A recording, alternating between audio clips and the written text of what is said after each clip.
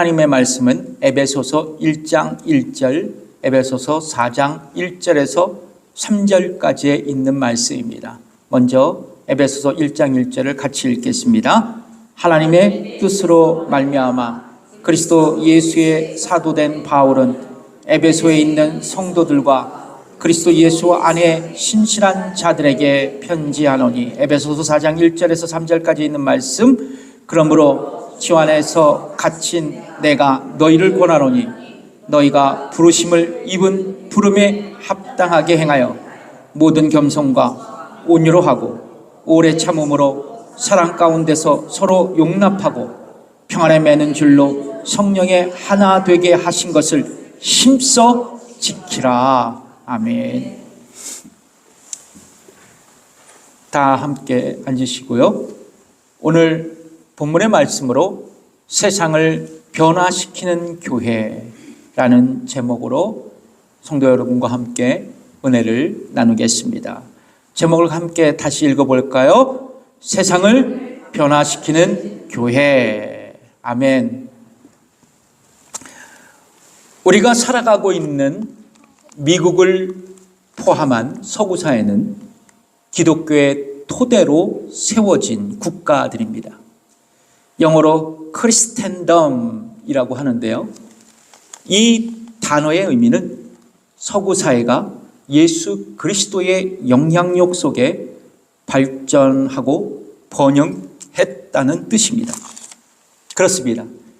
17세기 이전까지 서구사회는 정치, 사회, 경제, 문화, 종교 전반에 걸쳐서 기독교에 의해 지배적인 영향력을 받았습니다. 그래서 기독교의 신념과 가치가 서구사회의 정신과 질서의 기초가 되었고 교회의 권위가 우선시 되었습니다. 그러나 17세기 후반부터 영국, 프랑스, 그리고 독일에서 시작된 계몽주의 운동의 영향력으로 기독교의 영향은 감소가 되었고 이후 교회는 급격하게 쇠퇴하기 시작했습니다. 결과적으로 교회는 포스트 크리스텐덤 시대를 살아가며 이윽고 탈기독교 시대를 직면하게 되었습니다. 근래 출판된 탈기독교 시대 교회라는 책에서 독자들에게 아주 충격적인 연구 결과를 말하고 있는데요. 미국에서 과거에는 지역교회를 다녔지만 더 이상 교회를 다니지 않는 성인들이 약 4천만 명 정도가 된다고 합니다. 몇몇 명이요? 4천만 명. 여러분, 어마어마한 숫자죠. 이것은 미국 성인 전체 인구의 약 16%를 차지하는 비율입니다. 그런데 우려스러운 것은 앞으로도 이런 탈기독교 현상이 가속화될 것이라고 이 책은 전망하고 있습니다. 그렇습니다. 이제 선교는 더 이상 템포리 윈도에 있는 미전도 종족을 위한 것이 아닙니다. 서구사회가 선교의 대상이 된 것입니다. 중요한 것은 이것입니다. 그렇다면 탈기독교 시대, 교회의 위기의 시대를 극복하기에 우리는 어떻게 우리 교회를 세워나가야 할까요? 첫 번째입니다. 우리 교회는 영적으로 건강해야 합니다. 한번 따라해 보실까요? 읽어보겠습니다. 시작. 우리 교회는 영적으로 건강해야 한다. 여러분, 만약 우리가 타주에서 이주해온 이웃들에게 지역교회를 소개시켜 주신다면 어떤 교회로 안내해 주시겠습니까? 우리 교회 빼놓고 일반적으로 한번 생각해 보세요. 목사님 설교가 은혜스러운 교회? 아니면 교회의 예배와 찬양이 좋은 교회? 아이들의 신앙 교육을 할 수 있는 EM 목사님이 계신 교회? 그리고 규모가 큰 교회?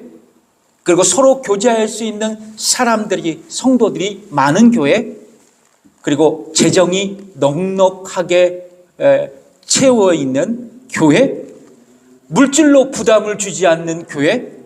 지역 사람들이 많이 찾고 있는 대중적인 교회를 보통 추천할 것입니다. 그렇다면 성도 여러분은 왜 이런 교회를 우리의 이웃들에게 추천할 수 있을까요? 왜 그럴까요? 그 교회가 건강한 교회, 좋은 교회라고 인식하기 때문입니다. 근데 여러분, 조금 전에 말씀드린 교회의 모습이 건강한 교회의 특징일 수도 있습니다. 그러나 여러분, 건강한 교회, 좋은 교회의 본래적인 특징이 있습니다. 침례교 목사인 마크 데버가 쓴 건강한 교회의 9가지 특징이라는 책을 보면 건강한 교회의 9가지 특징을 이렇게 제시하고 있습니다. 예를 들면 강해 설교가 선포되는 교회, 성경 신학이 올바른 교회, 복음에 대한 확신이 있는 교회, 회심한 그리스도인들이 넘쳐나는 교회, 교회의 교인 자격과 교회의 징계가 분명한 교회, 제자 훈련과 영적 성장에 대해 관심을 갖고 있는 교회, 마지막으로 성경적 교회 리더십을 준비하는 교회입니다. 그렇다면 이 건강한 교회의 9가지 특징 중 가장 중요한 기초, 그러니까 건강한 교회를 이루는데 가장 기초적인 특징은 무엇일까요? 마크 데버 목사는 회심한 그리스도인들이 넘쳐나는 교회라고 말하고 있습니다. 왜냐하면 회심한 그리스도인들에게, 즉 구원받은 성도들에게 성령님께서 내주하셔서 그리스도를 향한 내적 헌신과 삶의 방향 전환이 이루어져서 건강한 교회를 세워갈 초석을 마련하기 때문입니다. 그래서 마크 데버는 이 책에서 회심이 없는 교회 성장은 거짓 성장이라고 강조하고 있습니다. 오늘 본문 에베소서 1장 1절을 다 함께 읽겠습니다. 같이 읽겠습니다. 하나님의 뜻으로 말미암아 그리스도 예수의 사도된 바울은 에베소에 있는 성도들과 그리스도 예수 안에 신실한 자들에게 편지하노니. 여러분 잘 아시지만 에베소서는 사도 바울이 에베소 교회에서 신앙생활하고 있는 신자들에게 옥중에서 쓴 편지입니다. 여러분, 에베소 교인들은 디아스포라 유대인과 이방인들이었습니다. 현재 터키 이즈미르 지역에 살고 있었던 사람들이었습니다. 사도 바울은 에베소서를 쓰기 전, 그러니까 에베소에 머물면서 복음을 전했고 이곳에 에베소 교회를 개척하게 됐습니다. 그리고 훗날 그것을 떠난 후 바울은 에베소 교회 신자들에게 이렇게 편지를 쓰기 시작했습니다. 에베소서 1장 1절, 에베소에 있는 성도들과 그리스도 예수 안에 신실한 자들에게 편지한다고 말입니다. 그렇습니다. 사도 바울은 에베소 교회 신자들에게 성도이며 동시에 그리스도 예수 안에 신실한 자들이라고 부르고 있습니다. 여러분, 성도들은 앞에 보시면 성도들은 헬라어로 하기오이라는 헬라어를 쓰고 있습니다. 하기오이. 의미는 뭐냐면 거룩한 사람들입니다. 거룩한 사람들. 여기서 거룩하다라는 것은 여러분 뭐 도덕적으로 깨끗하다, 청결하다 이 뜻이 아닙니다. 하나님의 것으로 구별하다입니다. 하나님의 것으로 구별하다. 그러니까 성도는 뭐예요? 하나님 앞에서 구별된 자입니다. 그러니까 하나님께서 특별한 목적으로 사용하시고자 부름을 받고 구별되고 선택된 자들이 바로 성도들이라는 것입니다. 여러분, 오늘 우리가 주일 예배를 드리기 위해서 뭐를 입고 왔어요? 무엇을 입고 왔죠? 옷을 입고 왔죠. 여러분, 옷을 선택해서 구별해서 입고 나와서 여러분 예배를 드리고 있습니다. 동일하게 하나님은 우리를 사용하시기에 창세전 선택하시고 구원하셔서 그리스도인이 되게 하셨습니다. 성도가 되게 하셨다는 거예요.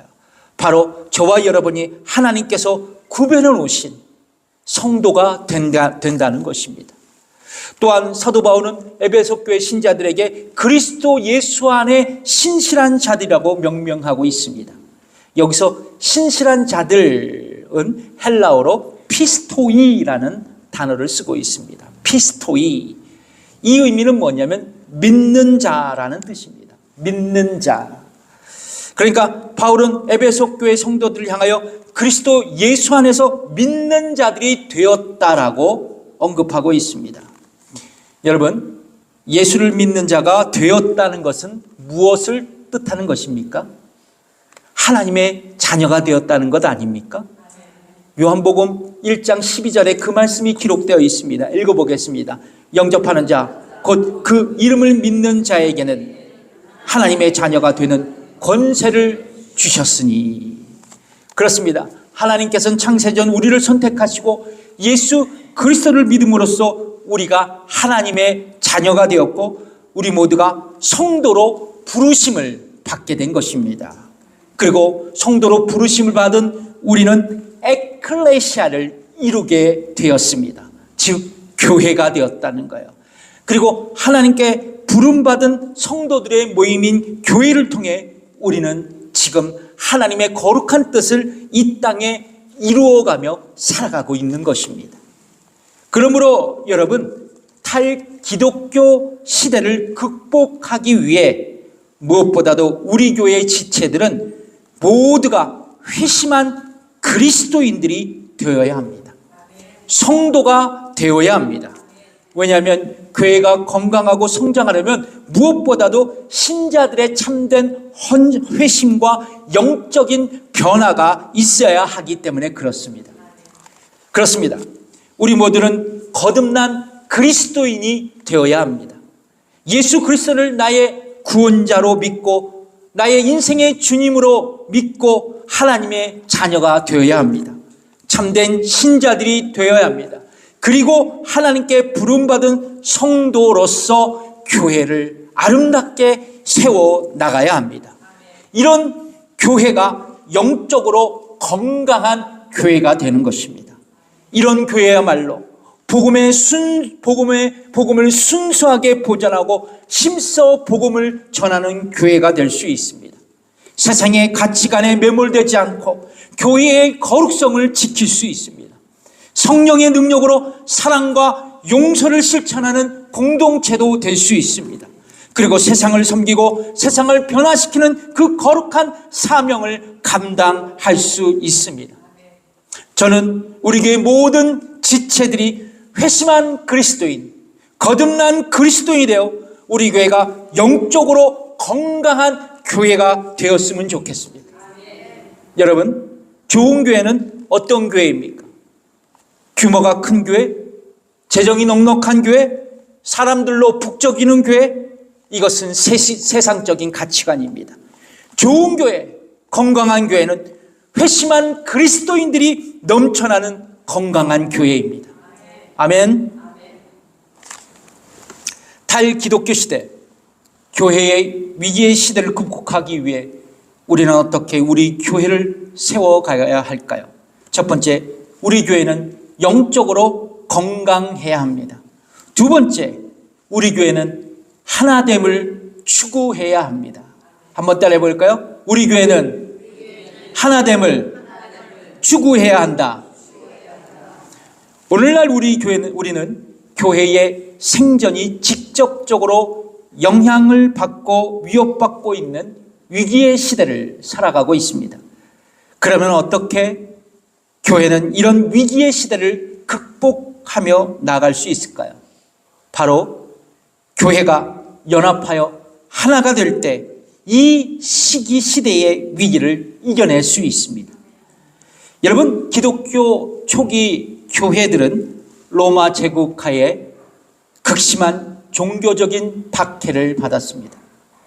그러나 초기 기독교 교회들은 마음을 같이하여 기도하고 서로 재산을 나누며 복음을 전하는 데 힘을 합쳤습니다. 그 결과 하나가 되어 서로 섬겼던 초기 기독교 교회들은 극심한 로마 제국의 종교적인 핍박 속에서도 교회의 폭발적인 부흥을 경험했습니다. 그 사실이 사도행전 2장 46절에서 47절까지에 있는 말씀에 기록되어 있습니다. 읽어보겠습니다. 날마다 마음을 같이하여 성전에 모이기를 힘쓰고 집에서 떡을 떼며 기쁨과 순전한 마음으로 음식을 먹고 하나님을 찬미하며 또 온 백성에게 칭송을 받으니 주께서 구원받는 사람 날마다 더하게 하시니라. 아멘. 그렇습니다. 교회가 하나가 될 때 하나님은 위기의 시대를 기회의 시대로 바꾸게 하셨던 것입니다. 동일하게 성경은 탈기독교 시대를 살아가는 우리에게 하나가 되라고 격려하고 있습니다. 오늘 본문 에베소서 4장 3절에 있는 말씀을 읽겠습니다. 평안에 매는 줄로 성령의 하나 되게 하신 것을 힘써 지키라. 흥미로운 것은 성령께서 우리를 하나 되게 하셨고 그것을 힘써 지키라고 성경은 말씀합니다. 여러분, 하나님은 창세전 구원을 계획하셨습니다. 예수님은 십자가에서 구원을 성취하셨습니다. 그리고 성령님은 우리를 거듭나게 하심으로 구원을 적용하셨습니다. 특별히 성령님은 복음을 듣는 사람들로 하여금 거듭나게 하시어 예수 그리스도를 믿게 하시고 하나님을 아버지로 부르게 하신 분이십니다. 로마서 8장 15절의 말씀을 읽겠습니다. 너희는 다시 무서워하는 종의 영을 받지 아니하였고 양자의 영을 받았으므로 아버지로 부르짖느니라. 또한 성령님은 하나님의 자녀된 우리가 교회의 지체가 되어 때로는 형제로 때로는 자매로 그렇게 부르게 하셨습니다.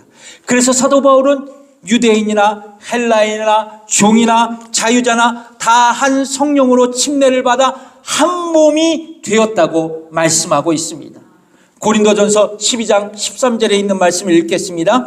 우리가 유대인이나 헬라인이나 종이나 자유자나 다 한 성령으로 침례를 받아 한 몸이 되었고 또 다 한 성령을 마시게 하셨느니라. 그러니까 성령님은 우리를 거듭나서 구원받도록 도우셨고 더 나아가서 우리가 영적인 가족으로서 하나가 되어 교회를 이루게 하셨다는 것입니다. 그 성령님께서 말입니다.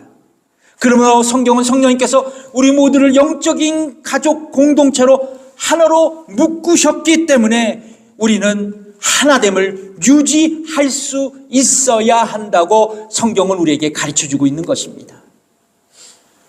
옆분과 이렇게 축복하며 인사하겠습니다. 당신은 나의 영적인 가족입니다. 그래서 같이 따라해볼게요. 그래서 나와 당신은 하나가 되어야 합니다. 시작.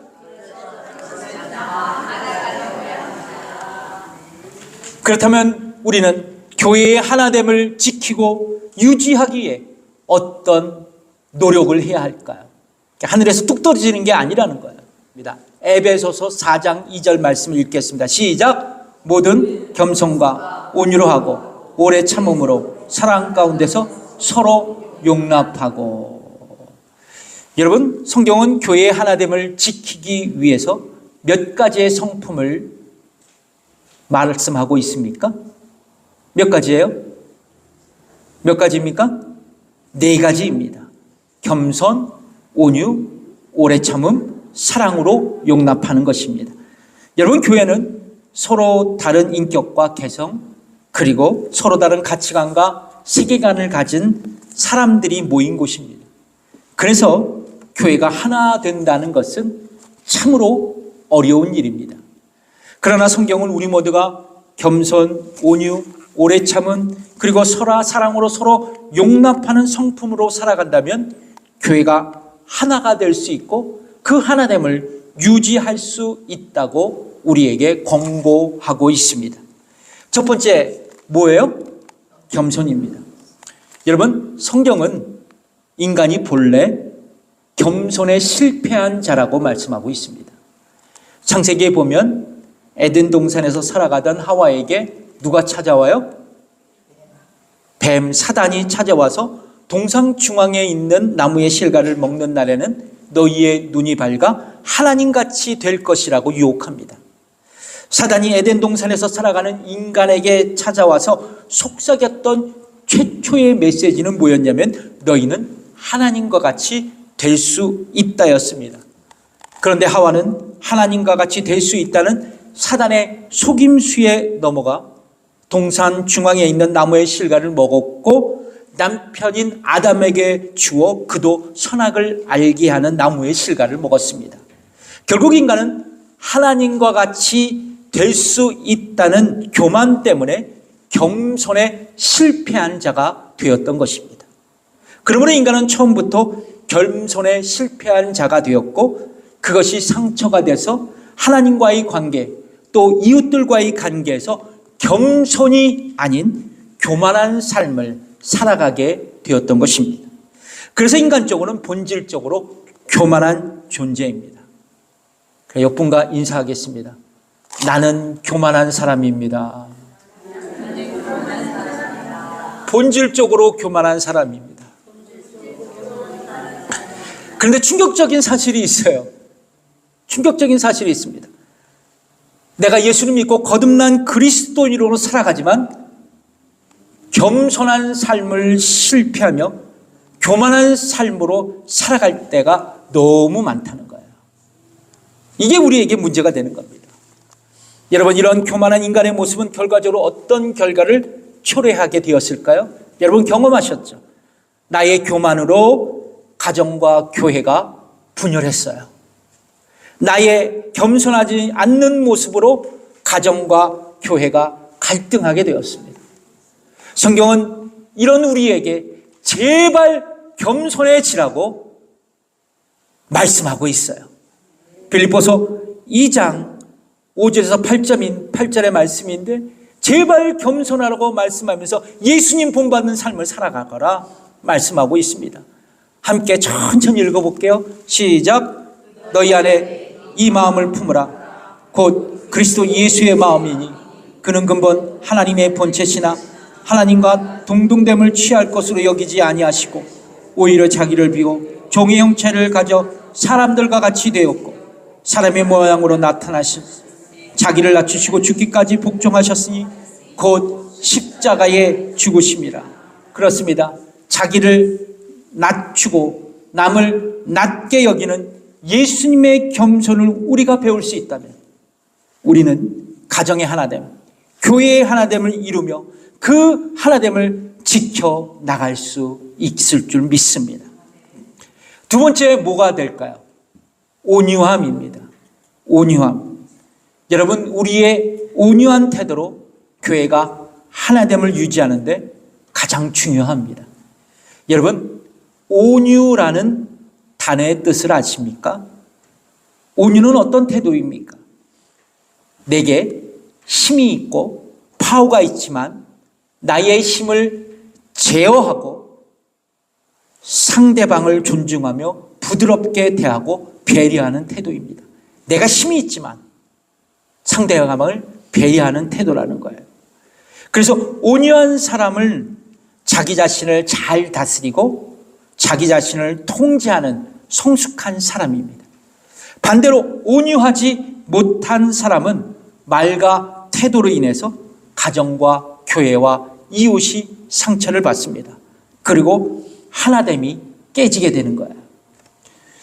어느 날 한 부인이 빌리 선데이 목사님을 찾아와서 나는 화를 잘 내는 것이 큰 힘이지만 그렇지만 그 화가 오래가지 않습니다 라고 아주 자랑스럽게 말했다고 합니다. 그러자 빌리 선데이 목사님은 자매님이 내는 화는 오래가지 않지만 자매님의 성냄으로 인해서 누군가의 마음에 남겨진 상처는 아주 오랫동안 지속된다는 사실을 기억하십시오 라고 충고했다고 합니다.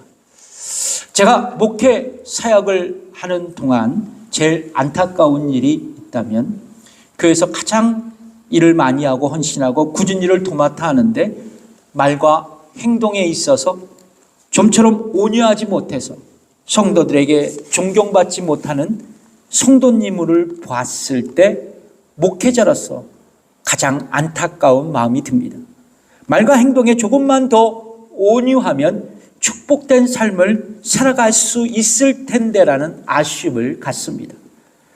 그런데 우리 주님은 이런 우리에게 이렇게 말씀하고 있습니다.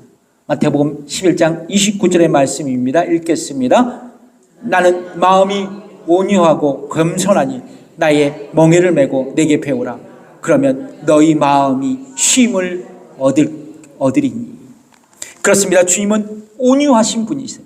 우리 모두가 예수님의 온유함을 배우고 본받으면 나의 마음에 쉼을 갖게 되고 가정과 교회의 하나됨을 지킬 수 있습니다. 세 번째 뭘까요? 오래 참음입니다. 오래 참는 것. 오래 참는 것. 중국 선교사, 중국 선교의 아버지 허드슨 테일러 선교사님이 계셨습니다. 어느 날 선교사 지망생이 와서 선교사님처럼 위대한 선교사가 되기 위해서는 어떻게 준비해야 할까요? 이 질문을 했다 그래요. 그때 허드슨 테일러 선교사님은 이렇게 세 가지로 답했다고 합니다. 첫 번째, 오래 참아야 합니다. 두 번째, 오래 참아야 합니다. 세 번째, 오래 참아야 합니다. 그렇습니다. 오래 참음은 위대한 선교사가 되기 위한 성품일 뿐만 아니라 성숙한 그리스도인으로 교회의 하나됨을 지키기 위한 가장 중요한 성품이라고도 할 수 있습니다. 그렇다면 여러분, 오래 참는다는 것이 어떤 의미일까요? 오래 참는다는 것. 다른 사람의 약점을 공격하지 않고 포용해 주는 겁니다. 다른 사람이 나를 공격하면 분노하고 보복하는 것이 아니라 그것을 일단 참아내는 것입니다. 그런데 여러분, 우리가 오래 참는다는 것 쉽지 않는 문제입니다. 왜냐하면 우리는 어떤 일에 대해서 참지 못하고 쉽게 분노하는 성향을 갖고 있기 때문에 그렇습니다. 그런데 이 분노를 어떻게 대처하느냐에 따라 우리의 삶의 질이 달라질 수 있습니다. 여러분, 우리에게 직면하는 분노를 조금이라도 참지 못하고 과도하게 화를 표현하게 되면 내 마음이 시원해질 수는 있지만 어느새 분노 조절 장애가 나에게 찾아옵니다.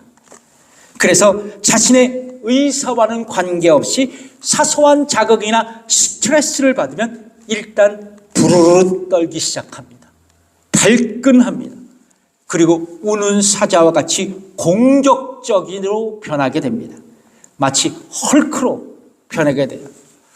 이런 모습은 나의 가정뿐만 아니라 나의 교회됨의 하나됨을 지키지 못하는 가장 큰 요인이 될 수 있는 겁니다. 그렇다면 어떻게 분노를 극복할 수 있을까? 쉽지 않은 문제잖아요. 근데 제가 경험해 봐서 여러분의 경험을 제가 말씀드릴게요. 먼저 분노하는 자신을 성찰하는 것입니다. 내가 왜 이렇게 화가 났을까? 무작정 화를 내는 게 아니라 분노하기 직전 내가 왜 이렇게 화가 났지? 조용히 자신의 삶을 돌아보는 것입니다. 그리고 중요한 것, 기도로 나의 분노한 감정을 하나님께 가져가는 겁니다. 기도로 나의 분노를 하나님께 가져가는 겁니다. 그리고 사람의 성내는 것이 하나님의 의를 이루지 못하는 잘못된 행위임을 분명히 인지하기 시작해야 합니다. 더 나아가서 분노하지 않고 오래 참기 위해 성령님을 의지하며 매일의 삶을 살아가야 합니다. 그렇습니다. 분노를 극복하는 길은 감정을 숨기거나 억지로 눈도 참는 것이 아닙니다. 성령님을 매일 의지하며 내가 폭발하지 않고 오래 참는 인격자가 되도록 성령님께 기도하며 살아가는 것입니다. 그것이 성령 충만한 성도들의 모습인 것입니다. 네 번째, 서로 사랑으로 용납하는 거예요. 이게 굉장히 중요한 것 같아요. 다른 말로 표현하자면 서로 받아주는 것입니다. 서로 받아주는 것. 그러니까 상대방을 자기에 맞춰 바꾸려고 하는 것이 아니라 있는 그대로의 모습을 내가 받아들인다는 것입니다. 교회가 하나 되지 못하는 이유 가운데 하나가 있다면 나와 다른 성격을 가지고 있는 사람들이 말하거나 행동할 때 그것이 부담이 돼서 저 사람 왜 그래? 저 사람 저렇게 왜 그렇게 행동을 해? 라고 쉽게 비판하는 데 있습니다. 이렇게 서로 다름을 인정하지 못한다면 서로 오해하고 갈등할 수밖에 없는 것입니다. 결과적으로 교회의 하나됨을 지키지 못하게 되는 것입니다. 성경은 이런 우리에게 이렇게 말씀합니다. 로마서 15장 7절에 있는 말씀입니다. 읽어보겠습니다. 이러므로 그리스도께서 우리를 받아 하나님께 영광을 돌리신과 같이 너희도 서로 받으라. 서로 받으라는 것은 머리로 받으라는 얘기가 아닙니다. 서로 있는 대로 받아들이라고 용납하라는 것입니다. 그렇습니다. 성경은 우리에게 서로 용납하라고 말씀합니다. 그 사람의 있는 모습 그대로 수용하고 포용하라고 말씀합니다. 그러므로 여러분, 서로 용납하십시오. 서로가 용납한다는 것은 좋은 것, 나쁜 것, 있는 모습 그대로 그 사람을 인정하고 받아들인다는 것입니다. 이렇게 우리가 서로 사랑으로 용납할 때 가정과 교회의 하나됨을 지킬 수 있습니다. 여러분 따라해 보세요. 본질적인 것에 일치합시다. 비본질적인 것에는 서로 용납하고 받아주십시다. 아멘. 말씀을 맺겠습니다. 서두에 우리는 기독교의 거룩한 영향력이 감소되는 포스트 크리스텐덤 시대를 살아가고 있고, 그리고 교회가 쇠퇴하는 탈 기독교 시대를 직면해 있다고 말씀을 드렸습니다. 그렇다면 이 위기의 시대를 극복하기에 우리 교회, 또한 우리 교회 성도들은 어떻게 살아가야 할까요? 영국 출신 보시면 교회 개척 전문가인 스튜어트 머레이라는 분이 쓴 책이 있습니다. 포스트 크리스텐덤이라는 책입니다.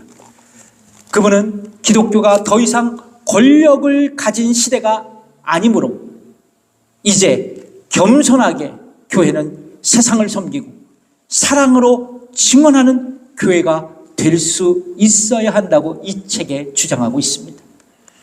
그렇습니다. 성도 여러분, 탈기독교 시대 우리 교회의 모든 성도들이 거듭난 그리스도인으로 먼저 겸손하고, 먼저 온유하고, 먼저 오래 참고, 먼저 사랑 가운데 서로 용납하는 그 모습을 통해 탈기독교 시대를 향하여 예수님의 사랑을 증거하며 복음을 전하는 교회가 되었으면 좋겠습니다. 예수님을 믿지 않는 사람들은 우리가 얼마나 많이 기도하고, 얼마나 많이 성경 공부하고, 얼마나 많이 교회에 가서 봉사하는 것을 보며 감동하지 않습니다. 그것을 보고 감동하지 않아요. 탈기독교 시대의 사람들은 교회가 얼마나 서로 사랑하며 얼마나 서로 하나가 되고 있느냐를 보면서 감동을 받습니다. 그리고 세상은 우리가 예수님의 제자인 것을 알게 될 것입니다. 그러므로 사랑하는 성도 여러분, 우리가 서로 사랑하며 교회의 하나됨을 이루어 살아간다면 이것이 바로 어두운 세상에 복음을 증거하는 강력한 방편이 될 것입니다. 사랑하는 성도 여러분, 우리 교회가 건강한 교회가 될 때, 하나님이 기뻐하시는 교회가 될 때, 그리고 세상의 빛과 거룩한 영향력으로 세상을 향해 걸어갈 때 우리 교회는 작지만 세상을 변화시키는 교회가 주역이 될 것입니다. 기도하겠습니다.